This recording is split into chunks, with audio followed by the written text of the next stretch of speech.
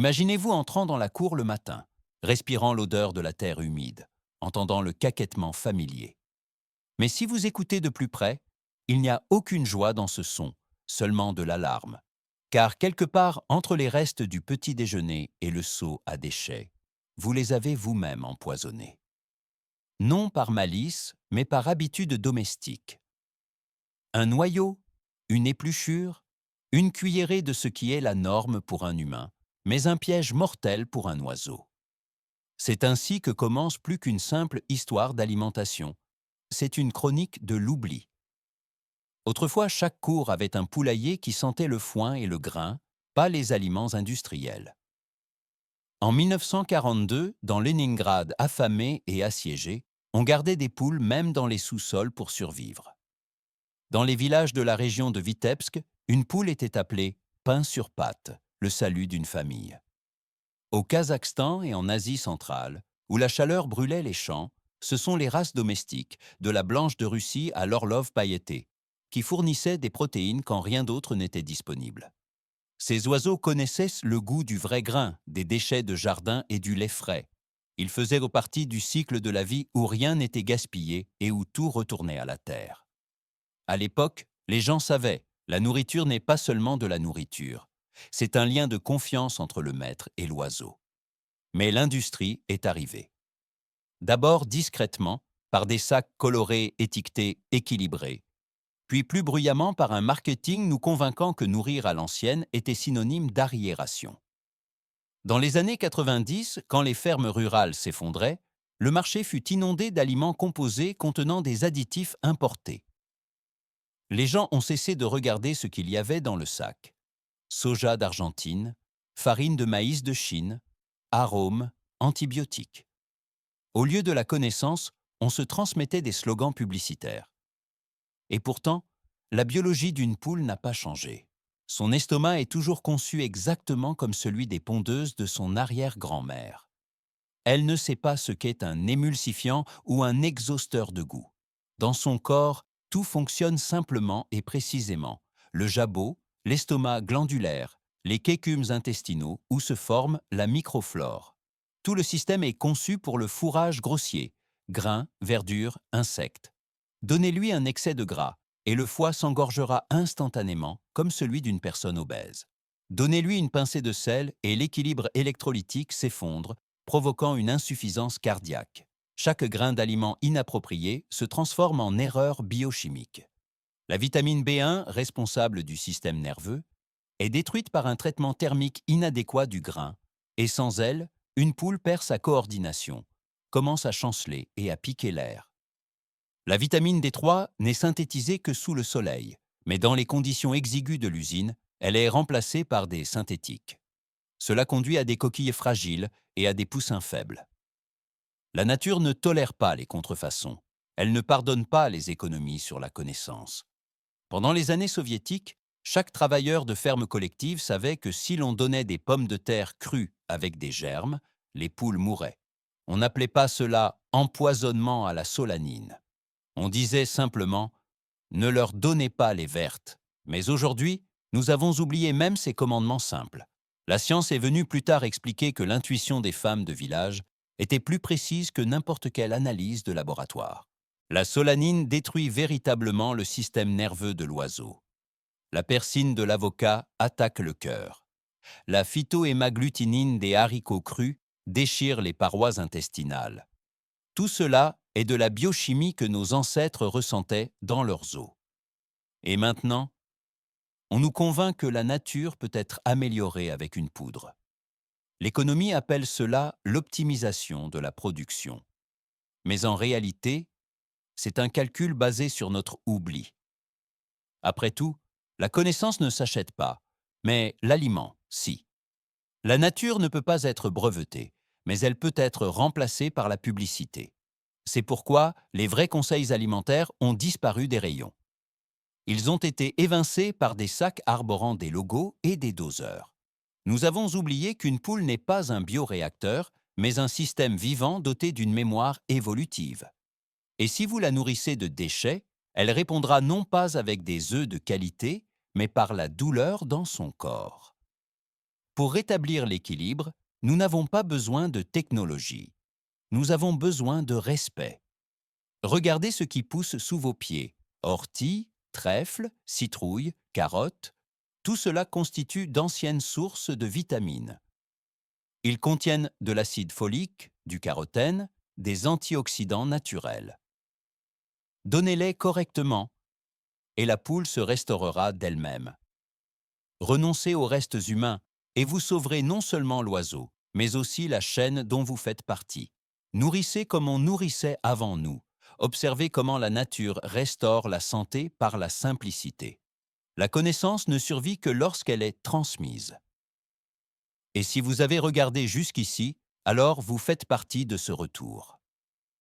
La prochaine voûte s'ouvrira bientôt. Quand nous parlons de produits mortels pour les poules, nous parlons en réalité des frontières entre l'ignorance et la connaissance. Dans un village soviétique, cette frontière se ressentait littéralement à la main, à l'odeur, à la couleur d'une feuille. Les anciens disaient « Si une plante dégage une odeur de savon, ne la donne pas à l'oiseau ». C'est ainsi qu'ils identifiaient les solanacées, où se cachait la solanine. Ou encore, si la peau est brillante mais ne sent pas le pain, c'est du poison. C'est ainsi qu'ils mettaient en garde contre les haricots trop mûrs. Aujourd'hui, cette connaissance a été évincée par les recherches Google, où sous le terme « friandises saines pour les poules » se cachent des conseils de pays aux climats différents, aux sols différents et aux races différentes. Nos poules sont les descendantes de lignées résistantes au froid, élevées pour les hivers sibériens et la chaleur kazakh, pas pour une arrière-cour américaine. Leur métabolisme est plus rapide, leurs cœurs sont plus sensibles, et leurs foies ne peuvent pas supporter le sel supplémentaire comme les races de poulets de chair industrielle. Et c'est pourquoi il est important de parler non seulement de ce qui est interdit, mais aussi du pourquoi. L'avocat est un exemple de la tromperie du naturel à la mode. Sa toxine, la persine, est un composé liposoluble mortel pour les oiseaux. Elle s'accumule dans les tissus cardiaques, provoquant un œdème péricardique, de la faiblesse et des chutes soudaines. 50 grammes de peau suffisent pour qu'une petite pondeuse cesse de respirer. Et si vous avez jeté un noyau d'avocat dans le compost et qu'une poule l'a ensuite picoré, ce n'est pas un accident, c'est une chaîne d'ignorance. Le paradoxe est qu'un humain peut digérer cette toxine, mais un oiseau ne le peut pas car son foie fonctionne à un rythme cardiaque de 300 battements par minute. C'est une surcharge biochimique. C'est pourquoi nos grands-mères ne disaient boba, toxine. Elles disaient un fruit gras n'est pas pour un oiseau.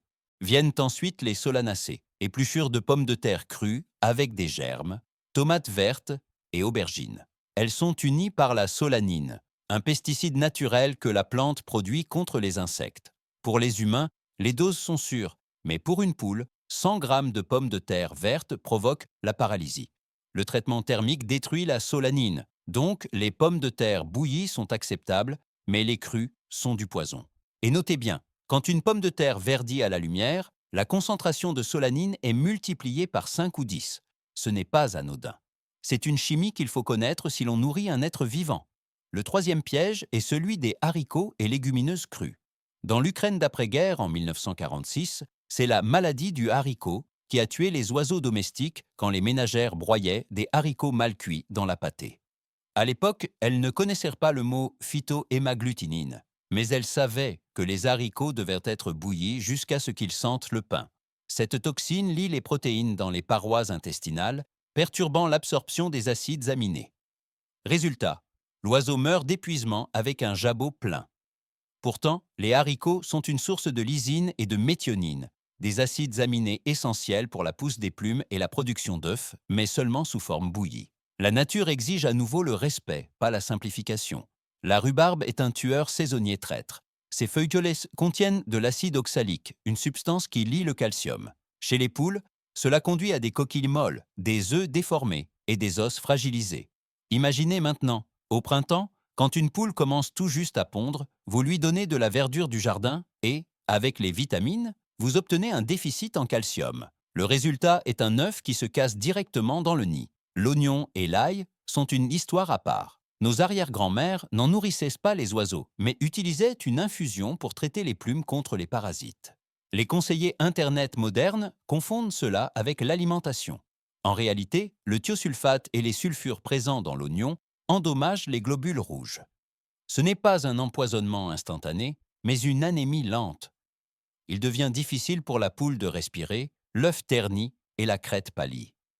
À la fin, la pondeuse meurt non pas du poison, mais d'un manque d'oxygène.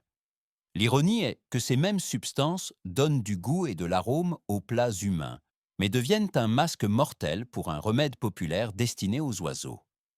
Viennent ensuite les noyaux et les pépins. Les pépins de pommes contiennent de l'amygdaline, un composé qui se décompose en cyanure dans l'estomac.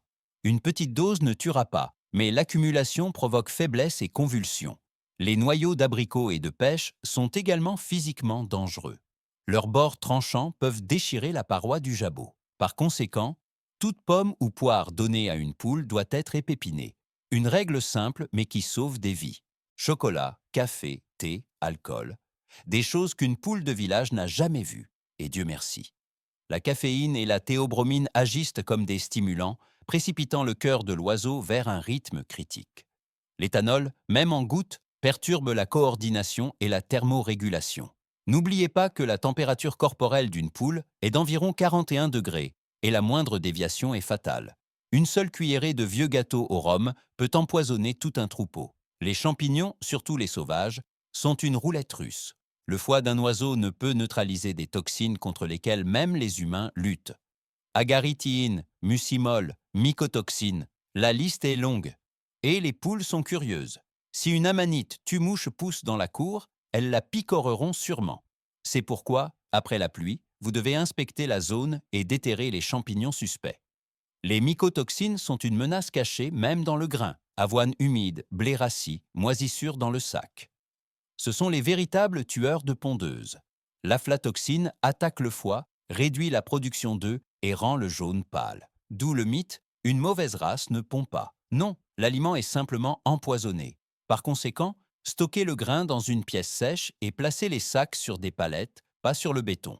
Et enfin, la nourriture humaine. Harengs salés, saucisses, restes de friture. Tout cela n'est pas seulement nocif, c'est étranger. L'excès de sel provoque des pâtes enflées et une insuffisance rénale. Le sucre perturbe la microflore intestinale et le gras interfère avec l'absorption du calcium, rendant les coquilles fines et le foie jaune et friable. Nos ancêtres savaient, une poule ne mange pas ce qui sent la poêle. Et ils avaient raison. Pourquoi tout cela a-t-il disparu de la conscience publique? Parce que l'industrie ne vend pas de la connaissance. Elle vend de la dépendance. D'abord, on vous retire votre confiance. Ne cherchez pas à comprendre, achetez des aliments prêts à l'emploi. Ensuite, on vous vend des médicaments pour les maladies causées par ces mêmes aliments et le cycle se referme. À l'époque soviétique, les stations agricoles proposaient des cours aux aviculteurs où l'on apprenait à distinguer les maladies par l'aspect des fientes et l'aliment par son odeur. Aujourd'hui, cela a été remplacé par des astuces Internet. Mais la vraie science est entre les mains de celui qui observe, pas de celui qui répète. Pratiquement, cela signifie revenir à la source. Ne jetez pas les déchets de cuisine aux poules sans réfléchir. Faites bouillir les pommes de terre, retirez les noyaux, séchez le grain. Si vous avez un doute, ne le donnez pas. Il coûte moins cher de jeter de la nourriture que de perdre une pondeuse. Et rappelez-vous, une poule est le miroir de la ferme. Si ses plumes brillent, si l'œuf est lourd, si elle chante le matin, cela signifie que l'équilibre a été trouvé. Ce n'est pas du mysticisme, c'est de la biochimie, où la connaissance est l'additif principal. Car la connaissance ne s'achète pas, elle ne peut être que reconquise. Et la reconquête a déjà commencé. La prochaine voûte s'ouvrira bientôt. Il existe une vieille expression, la poule n'est pas idiote. L'idiot est celui qui la nourrit aveuglément. Et plus j'étudie la nutrition aviaire, plus je réalise. La sagesse populaire n'est pas du folklore, mais de la biochimie pratique. Après tout, une poule n'est pas seulement une machine à produire des œufs. C'est un laboratoire miniature avec une température corporelle de 41 à 42 degrés, un intestin court et un métabolisme constant. Toute erreur alimentaire y est multipliée par 10. Un seul mauvais ingrédient peut changer la composition du jaune, le comportement de l'oiseau et même son immunité. Maintenant, demandez-vous, combien de ces erreurs faites-vous inconsciemment? Car même les bonnes intentions peuvent être du poison. Par exemple, le pain. Depuis l'enfance, nous avons vu des grands-mères jeter des croûtes aux poules. Mais que se passait-il ensuite? Autrefois, le pain était de seigle, au levain, sans levure, sans sel ni sucre. Un tel pain était acceptable. Le pain blanc moderne, cependant, c'est du sucre, de la levure et des stabilisants. Ils provoquent une fermentation dans le jabot, perturbent la microflore et entraînent parfois des blocages. La poule cesse de manger, reste prostrée, et en 24 heures, vous perdez une pondeuse. Par conséquent, si vous donnez du pain, il ne doit être que séché, de seigle, et pas plus de 10 grammes par oiseau. Prenons un autre exemple, les restes de légumes. Les courgettes crues, les carottes et les betteraves sont merveilleuses. Mais si vous donnez des écorces d'agrumes, des pépites de chocolat ou des restes de bortsch, vous créez une bombe toxique. Les acides citriques irritent la muqueuse. La caféine excite le système nerveux et le sel lessive le potassium. Rien de tout cela ne tue instantanément, mais cela raccourcit la vie de l'oiseau. Pourquoi ne le savions-nous pas? Parce que dans la culture des fermes collectives et des villages, le concept de déchets n'existait pas. Tout ce qui n'était pas propre à la consommation humaine allait au compost ou pour nourrir le porc. Les poules étaient nourries avec ce qui était spécifiquement cultivé pour elles, grains, orties, fans de carottes, restes de lait. Même les coquilles d'œufs étaient réutilisées, séchées, broyées et rendues sous forme de calcium. Aujourd'hui, nous vivons dans l'abondance, mais nous nourrissons plus mal. C'est pourquoi il est si important de comprendre la mécanique biologique d'une poule. Sa digestion est courte et rapide. Chez un humain, la nourriture est digérée en 12-24 heures. Chez une poule, cela prend 3-4 heures. Elle n'a pas le temps de neutraliser le poison comme un humain le ferait. Elle n'a pas droit à l'erreur. Dans le jabot, la nourriture est humidifiée. Dans l'estomac glandulaire, l'enzyme pepsine est sécrétée. Dans le gésier, elle est broyée par le gris. Si l'aliment est gras ou acide, la muqueuse s'irrite, les enzymes cessent de fonctionner et l'oiseau ne digère tout simplement pas la nourriture. Par conséquent, l'alimentation doit être non seulement variée, mais aussi rythmée.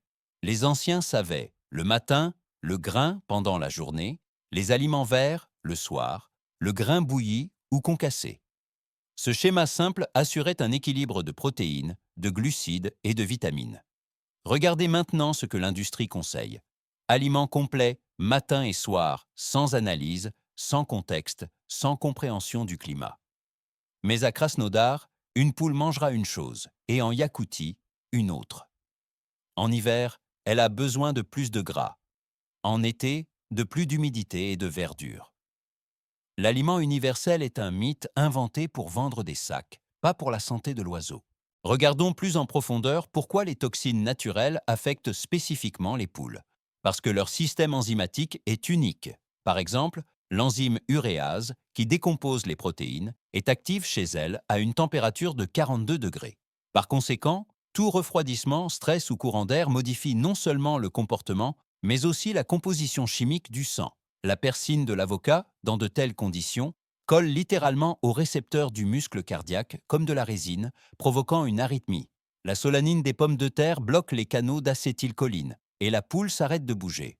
L'acide oxalique de la rhubarbe lie le calcium dans les reins, les transformant en gravier. C'est de la chimie précise, pas de la superstition.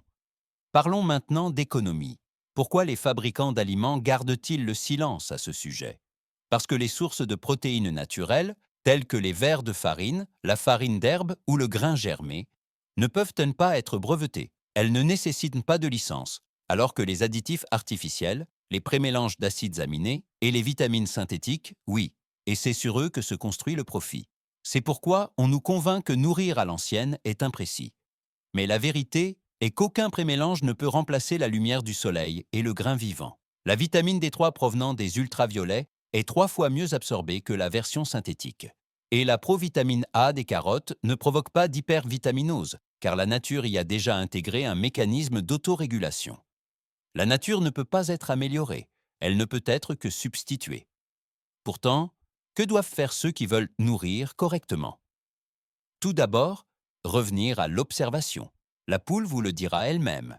Si elle picore le sol, elle cherche des minéraux.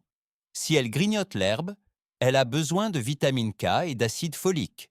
Si elle picore ses plumes, elle manque de soufre et de méthionine. Toute la science est juste sous vos yeux. Il suffit de la voir. D'un point de vue pratique, gardez le grain sec dans des récipients séparés. Ne le mélangez pas avec les déchets humides. Laissez refroidir tout ce qui est bouilli. Ne le servez pas chaud. La muqueuse est délicate comme du papier. Ajoutez des coquilles broyées ou de la craie dans un bol séparé. La poule régule elle-même sa dose de calcium. Si vous voulez fournir des protéines, utilisez des œufs bouillis, des larves séchées, du blé germé. Ne jetez jamais de peau d'avocat, de pommes de terre vertes ou de pelures d'oignon dans le compost. Un oiseau y parviendra sûrement. Ces étapes simples séparent un troupeau sain d'une tragédie. Mais derrière chaque règle de ce genre se cache une philosophie. Après tout, il ne s'agit pas seulement de poules. C'est une conversation sur notre relation avec la vie. Nous avons oublié que l'agriculture n'est pas un ensemble d'habitudes, mais un acte de responsabilité. Que chaque œuf n'est pas un produit, mais un lien de confiance. Que l'aliment est le langage que nous utilisons pour parler avec la nature. Aujourd'hui, quand tout peut s'acheter, nous perdons ce qui ne peut se vendre, une véritable littératie basée sur l'expérience. Les anciens s'en vont, et avec eux partent les recettes de mélange de grains, la connaissance des herbes et la capacité de lire un oiseau par son regard. Par conséquent, la tâche de notre chaîne n'est pas seulement de démystifier les mythes, mais de restaurer les ponts entre les générations. Entre cette grand-mère qui savait que les pommes de terre vertes tueraient une poule et le jeune agriculteur cherchant la vérité sur Internet. Et si vous écoutez ceci maintenant, cela signifie que vous êtes déjà sur ce pont. Vous ramenez la connaissance dans le cycle de la vie en vous rappelant que la sécurité ne réside pas dans les emballages et les marques, mais dans l'observation, l'attention et la mémoire. La connaissance ne survit que si elle est transmise. La prochaine voûte s'ouvrira bientôt. Quand vous entrez dans une vieille cour de village où l'on garde encore des poules, vous percevez une odeur que vous ne trouverez nulle part ailleurs. Un mélange de poussière, de grains, de foin et de vie. Là-bas, tout respire l'expérience. Chaque planche du poulailler sait ce qui est permis et ce qui ne l'est pas. Les vieilles ménagères n'ont jamais écrit leurs recettes d'alimentation. Elles se transmettaient oralement. Quelle quantité de blé jeter, quand donner de l'herbe, comment reconnaître la maladie par les yeux.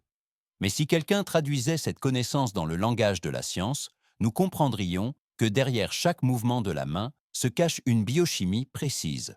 Après tout, un oiseau n'est pas une créature primitive, mais un organisme doté d'un système unique d'absorption et de distribution des nutriments. Son cœur bat 4 fois plus vite que celui d'un humain, et son métabolisme est 6 fois plus rapide. Cela signifie que tout écart dans le régime alimentaire agit instantanément, comme un coup. C'est pourquoi les poules sont particulièrement sensibles aux produits à forte teneur en alcaloïdes toxiques, saponine et acides.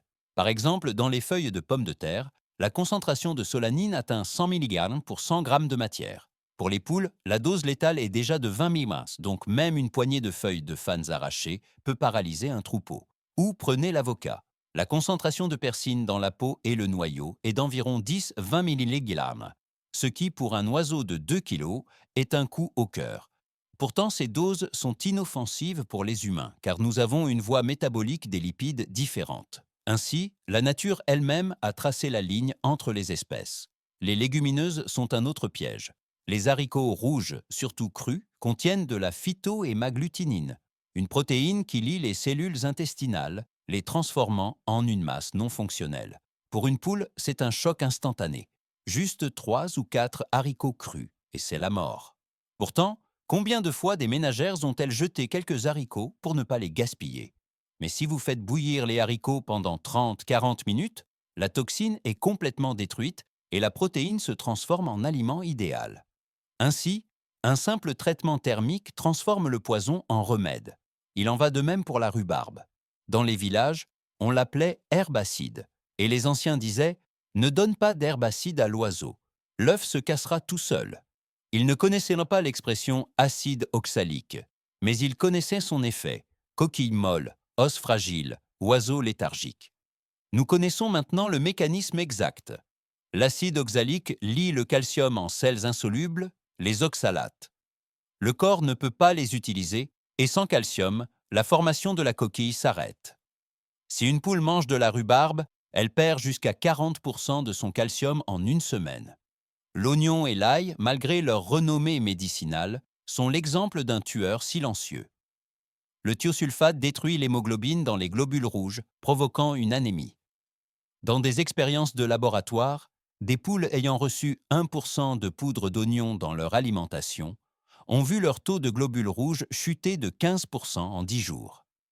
Extérieurement, l'oiseau semble en bonne santé, mais il s'arrête soudainement de pondre. Il s'avère qu'un remède populaire contre les vers peut coûter une saison entière d'œufs. Une ironie digne d'un blockbuster agricole.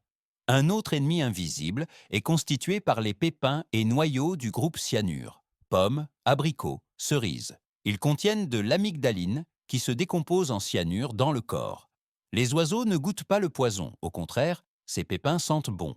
Mais le cyanure bloque l'enzyme cytochrome oxydase et les cellules cessent de recevoir de l'oxygène. L'oiseau semble s'endormir sur le perchoir et vous pensez « elle est fatiguée ». Mais en réalité, c'est un empoisonnement. Par conséquent, les pommes sont excellentes, mais seulement sans le trognon. Parlons maintenant des champignons.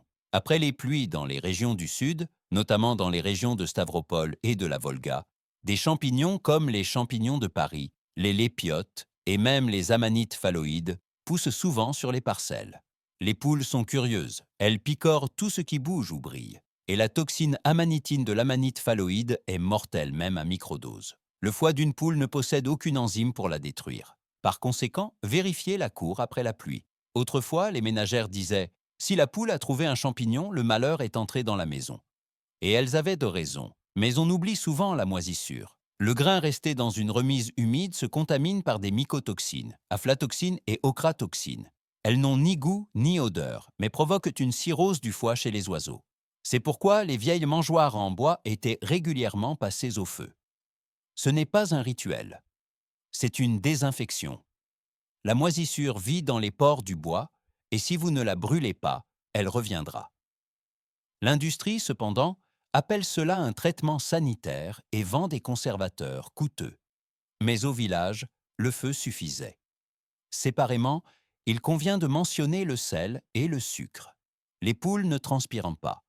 Tout excès de sel retient l'eau dans les tissus, provoquant des œdèmes, des convulsions et la mort, et le sucre rompt l'équilibre de la microflore. Les bactéries lactiques meurent, les levures se multiplient, entraînant des diarrhées et une chute de l'immunité. C'est pourquoi dans les fermes subsidiaires soviétiques, on ne donnait jamais aux poules du pain avec de la confiture ou des restes salés. Tout ce qui est sucré est pour les humains, tout ce qui est fade est pour les oiseaux. Passons maintenant aux alternatives sûres. Si vous cherchez une source de graisse, donnez des graines de tournesol, de citrouille, du maïs. Ce sont des sources naturelles d'acide linoléique, responsables de la brillance des plumes et de l'élasticité vasculaire. Pour les protéines, œufs bouillis, farine de poisson, insectes séchés, larves de mouches, soldats noirs, vers de farine. Pour les vitamines, ortie, trèfle, carottes, citrouille. L'ortie contient 3 fois plus de fer que les pommes et est riche en vitamine K. Les carottes contiennent du carotène, que la poule convertit en vitamine A. La citrouille contient du zinc et du magnésium, nécessaires à la formation de la coquille. Pour nourrir intelligemment, il est important d'observer non seulement la composition, mais aussi le rythme. Le matin, grain sec pendant la journée, pâtée verte le soir, bouillie ou germée. En hiver, ajoutez du grain germé. Il contient l'enzyme amylase qui facilite l'absorption de l'amidon. En été, donnez plus de verdure et d'eau. S'il fait chaud, placez l'abreuvoir à l'ombre. Chaque petit détail n'est pas un rituel, mais de la physiologie. Et maintenant, un peu de philosophie, sans laquelle on ne peut comprendre le tableau d'ensemble. Dans les années 1960, lorsque l'aviculture industrielle a commencé en URSS, les anciennes races de poules, blanches de Russie, Yurlov chantantes, jubilées de Kouchine, ont commencé à être évincées par des hybrides d'usines. Ils grandissaient plus vite, pondaient plus, mais vivaient moins longtemps. En même temps que les races, les traditions alimentaires ont disparu.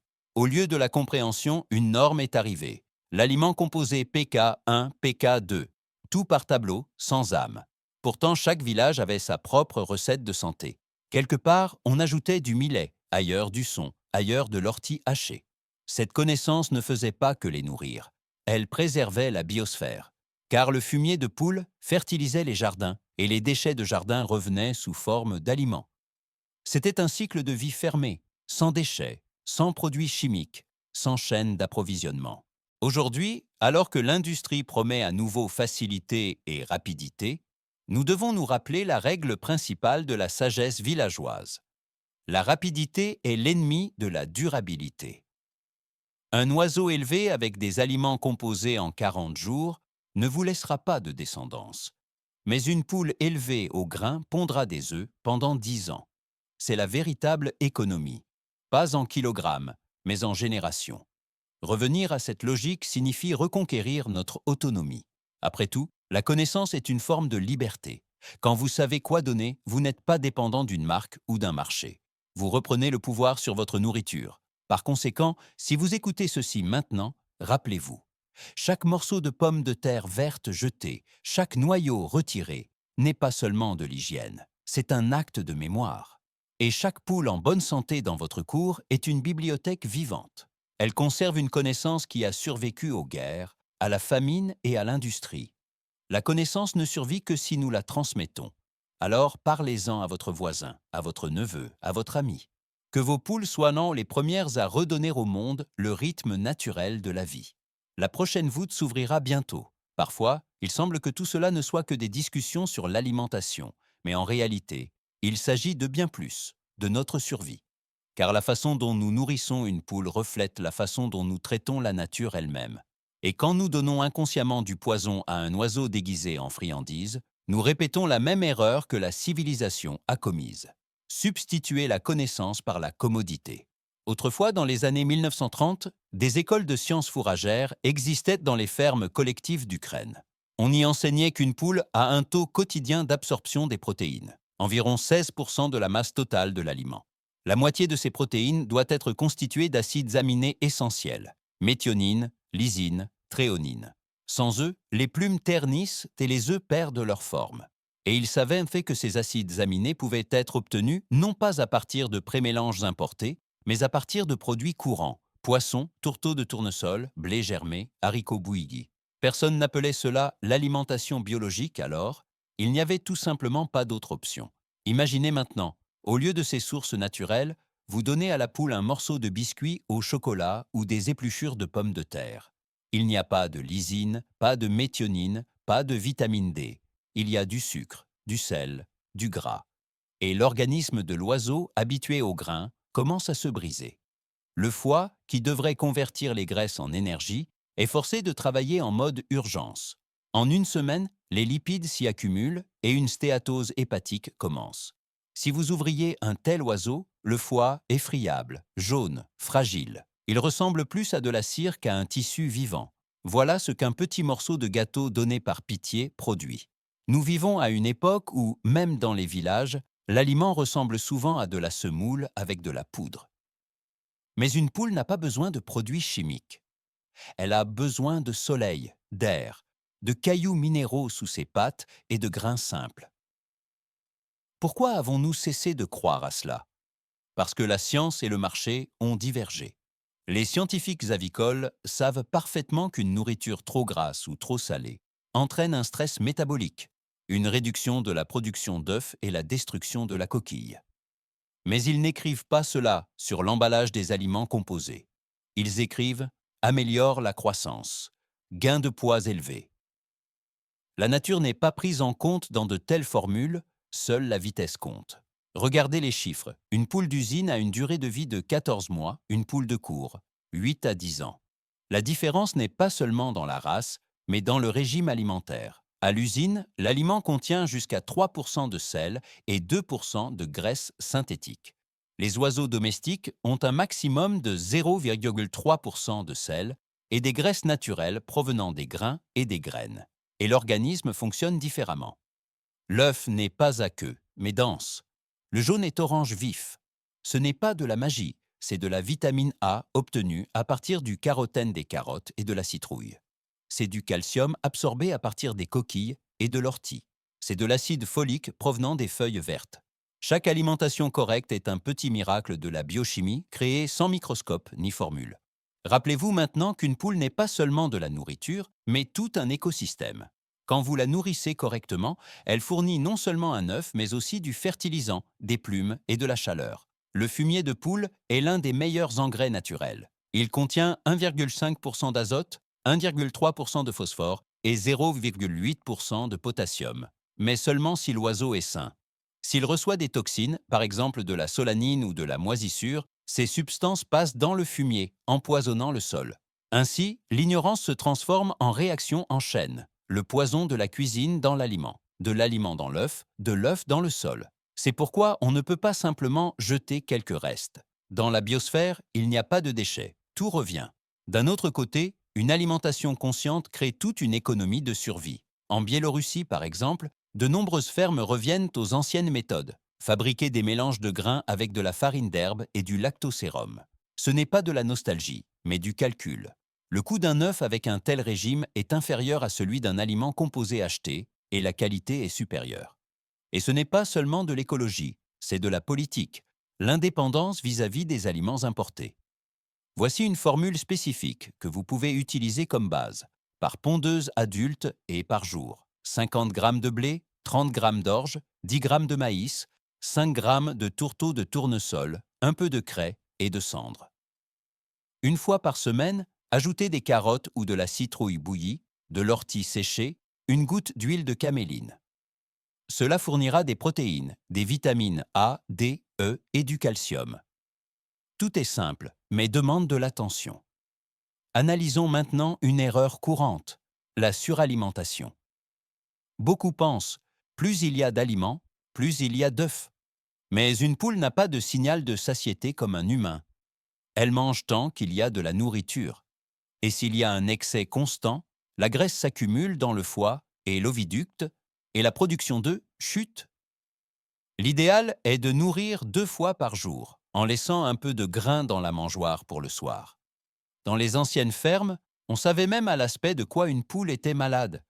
Si la crête pâlit, anémie, donc soit oignon, soit ail. Si les fientes sont liquides et blanchâtres, excès de sel. Si les plumes ternissent, manque de soufre et de vitamine B2. Et tout cela se traitait non pas avec des pilules, mais avec de l'aliment. On donnait une feuille de chou, un œuf bouilli, de l'ortie, et l'oiseau se rétablissait. Aujourd'hui, nous cherchons des antibiotiques au lieu de corriger une cuillerée de nourriture. Mais soyons honnêtes, revenir à ces pratiques n'est pas facile. L'homme moderne a oublié comment observer. Nous mesurons tout en grammes et en tableaux, pas avec les yeux et l'expérience. Mais la poule est un professeur qui montrera tout. Regardez comment elle choisit entre un brin d'herbe et un grain. Elle sait instinctivement ce dont elle a besoin. Notre tâche est de ne pas interférer. Enfin, la partie philosophique. Nourrir les poules est une forme de méditation. Dans cette action, il y a le respect de la vie, de la terre, des cycles. Chaque fois que vous prenez des grains dans votre main, vous participez au cycle, de la terre à l'oiseau, de l'oiseau à l'œuf, de l'œuf à la terre. Dans le monde industriel, ce lien est rompu, et c'est précisément pour cela que nous perdons notre santé. Le retrouver, c'est regagner notre résilience. Rappelez-vous comment, en 1943, à l'arrière, les femmes gardaient des poules sous leur lit pour qu'elles ne meurent pas de faim. Chaque œuf était alors un salut. Maintenant, nous avons un excès et nous avons oublié comment l'apprécier. Mais la sagesse n'a pas disparu. Elle attend juste d'être entendue à nouveau. Par conséquent, si vous avez écouté jusqu'au bout, ne vous contentez pas de retenir la liste des poisons, ressentez-en le sens. Votre cours n'est pas une propriété, c'est un laboratoire de renaissance. Chaque poule est porteuse d'une mémoire de l'équilibre, où l'homme et la nature ne sont pas ennemis, mais partenaires. Et si vous voulez une vraie liberté, commencez par quelque chose de simple.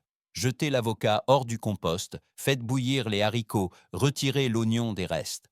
Que votre nourriture soit honnête, comme la terre sous vos pieds, car la poule ne pardonne pas l'insouciance, mais récompense généreusement le soin. Et peut-être est-ce avec votre poulailler que commencera une nouvelle génération de connaissances. Pas de publicité, pas de produits chimiques, pas de tromperie. La connaissance ne survit que si nous la transmettons. La prochaine voûte s'ouvrira bientôt.